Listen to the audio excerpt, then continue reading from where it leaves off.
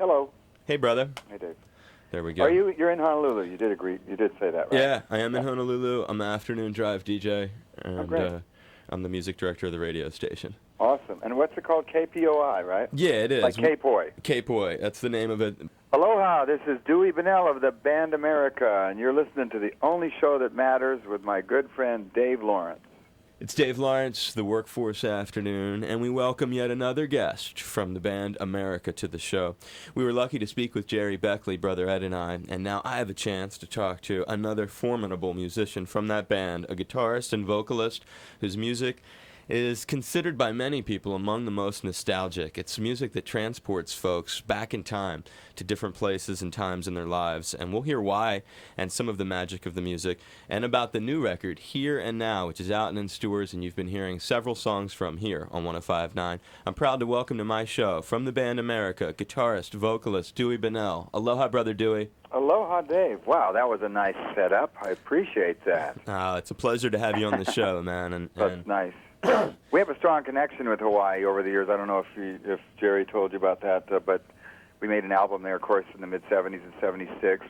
My son lives on the Big Island. He's been there for a few years, and we have always had wonderful times over there. So the band itself has played in Hawaii a lot, so we really consider it a home away from home. Was that the record in Kauai? It was, actually, yeah. Harbor, it was called. Didn't do so well commercially, but it's one of the best memories I have of our recording career. Share like some of that. I mean, you go there, you load in. How long were you on Kauai? Well, we had George Martin producing at that time. That was during the 7 or 8 years that we worked with George. Of course, your listeners know him for his work with those other guys, the Beatles. But we had George and Jeff Emmerich, his engineer, equally as important to all that Beatle music. The two of them heading it up. But, you know, it was in our heyday, and we were able to sort of lease 6 or 7 houses over there and barge all this equipment in from Honolulu and set up a studio. We were there about a month. It was over Thanksgiving. A bunch of the locals we got friendly with and had a big luau for Thanksgiving dinner, and it was just one of those memorable times. I learned to scuba dive. Jerry did too at the time, and that's been a lifelong sport of mine that I try and participate in whenever I get either back to Hawaii or anywhere.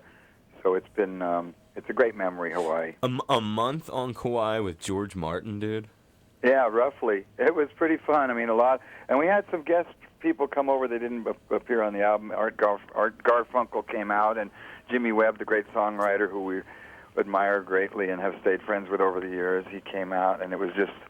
Unfortunately, I think we had too much laid-back time and not enough studio time. You know, we were just enjoying ourselves so much. What was the most the most unbusiness-like thing, the more like leisure kind of activity, the most leisure activity you did with George Martin that you remember, like when you think about it now, it makes you laugh?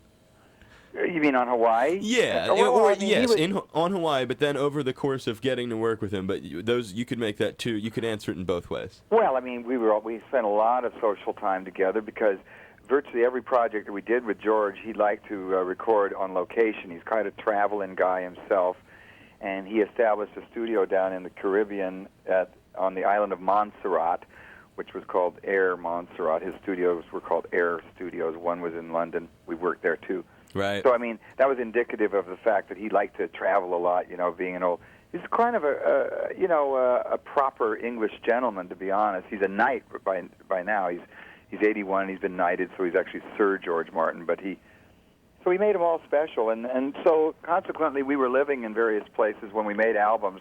Up at the Caribou Ranch, we all had sort of these cabins at the ranch, and when we worked in San Francisco, we rented a house for George and Jeff, and we'd go over there, and he'd mix cocktails or something. We'd sit around. So, I mean, we always had very casual, relaxed time. But he was all business in the studio. He rolled up his sleeves and was a hands-on producer. Just wonderful times with him.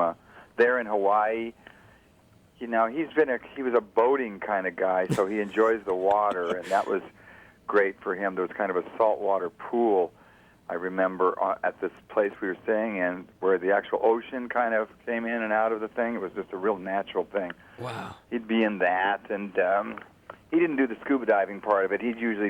We'd be taking some lesson in the mornings or something, and he'd be cleaning up some recording business from the day before, the night before, that kind of thing. So he was always sort of a father figure. So you always looked up to him as this kind of adult, and we were the kids running around. And it was that sort of rapport, though, huh? He was that warm and fuzzy sort of. You would see him as a father. Yeah, at the time, yeah, we looked up to him, and we admired him intensely. And the ironic thing is, Jerry and I were talking about this the other day. We were looking at there's a big poster inside that album that we made on Kauai with a collage of pictures, and there's a nice picture of George.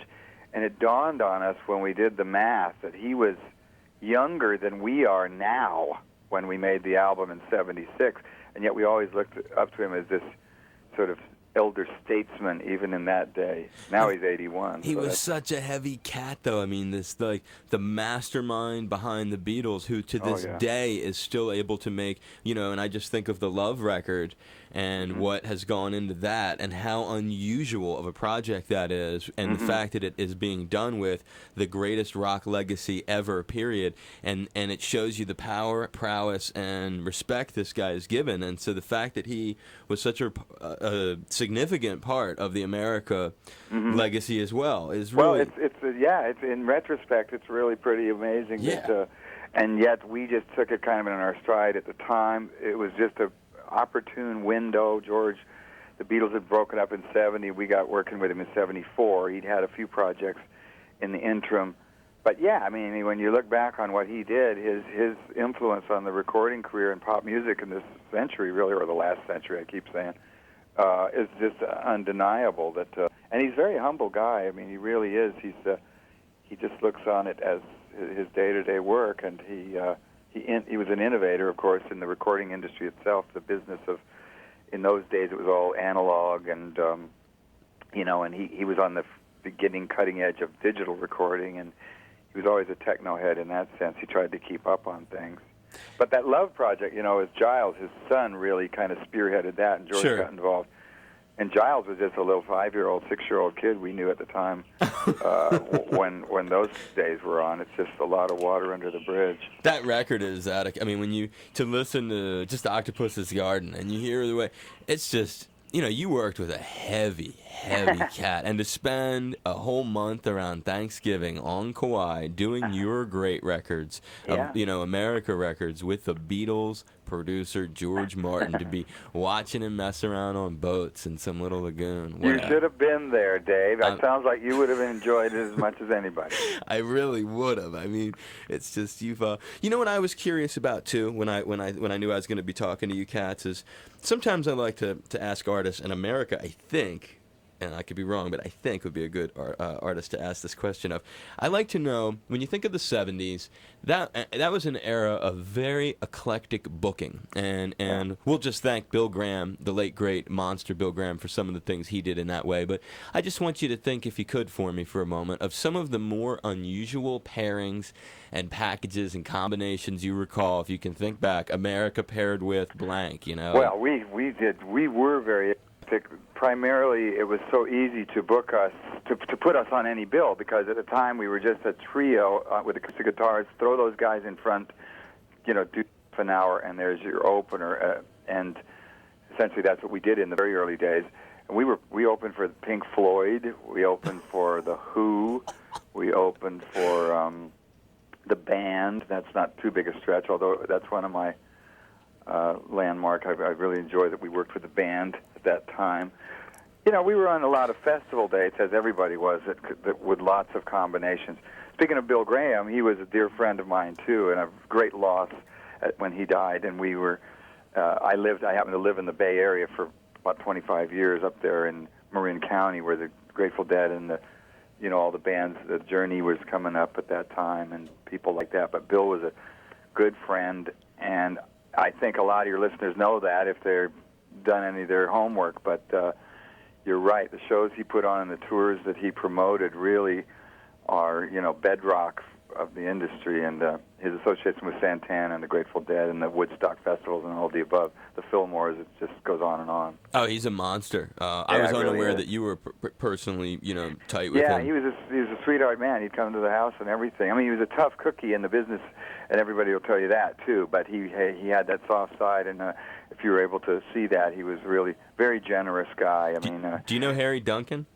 No. Oh, he's like the dude from that club Slims and.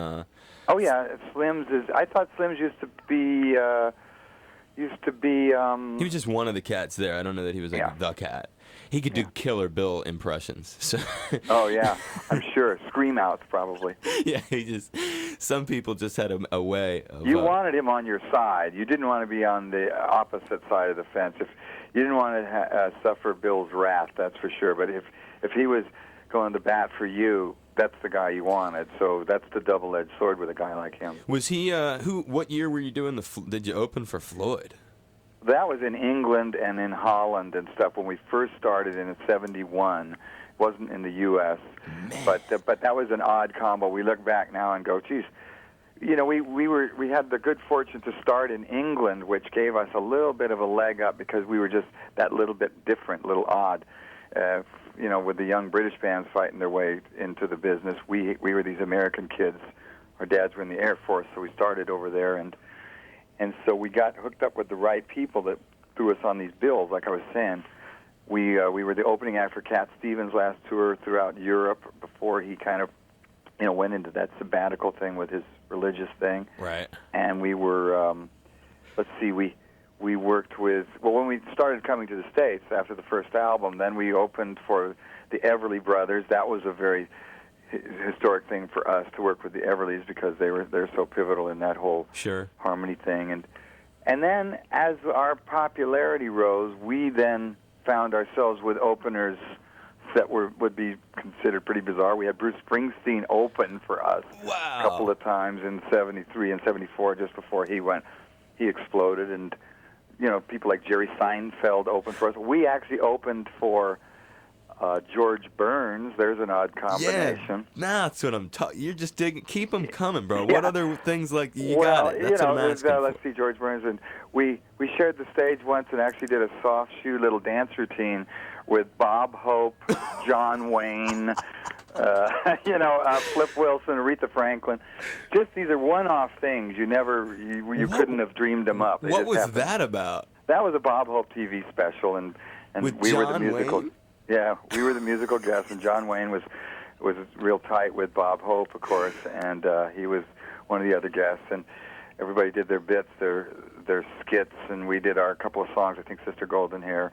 And then at the end of the show, this was all taped at the Poly Pavilion at UCLA. At the end of the show, we did a big finale kind of song and dance, kind of cornball. But I'm glad now, in retrospect, that we did that. Dude, you've got to look back at that. And I mean, you've had you have a whole lot of amazing things to look back on. But 37 years this year. We're getting pretty long in the tooth, Dave. But we were always the kind of new kids on the block, and you kind of get stuck with that label.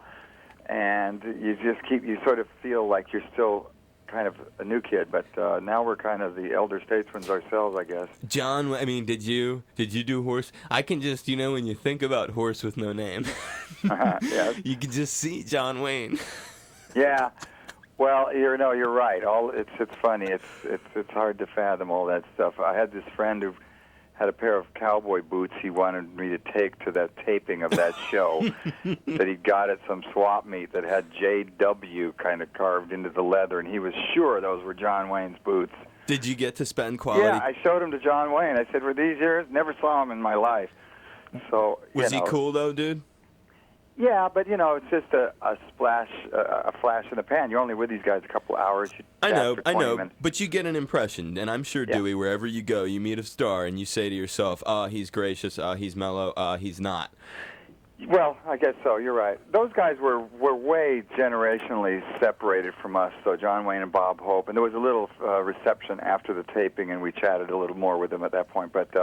you could tell there's a little distance between us. They were being cordial and nice to us, but we were these young. Who are these guys? We were kind of semi-hippies and stuff in those days. Yeah, that's what I would, especially with and the John Duke. Wayne and Bob Hope were notorious for being Conservative. a little more conservative than that, believe me, to say the least. So, but they didn't cop an attitude or anything like that, and so that was fine. And thinking of a song that I just mentioned there, which when we were talking with Jerry earlier, he mentioned that Horse with No Name, we were talking about that song. Brother Ed asked a question about it, and he was talking about how you used to kick it around in the desert. Can you just sort of, if you were to think about how the very origin of that song, the very first time that came to be, it was what? 71 or something, I wrote that, and it was really just almost poured out in one kind of long stream of consciousness, if you will. Simple song, couple of chords, and I was basically reminiscing about the States. I wrote it in England, rainy, kind of drizzly, cold England, and I was just trying to conjure up some of that imagery,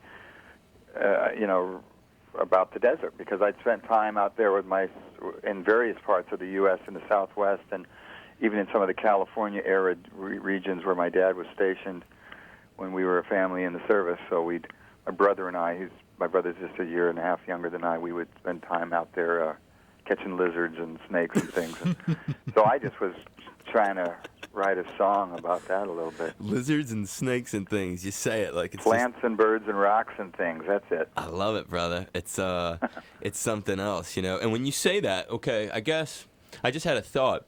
You're in England and it's dreary and cold and rainy, and you're writing that. When I brought you on, I sort of, when I hear that tune, there's something about that and Ventura Highway and stuff, but certainly A Horse with No Name.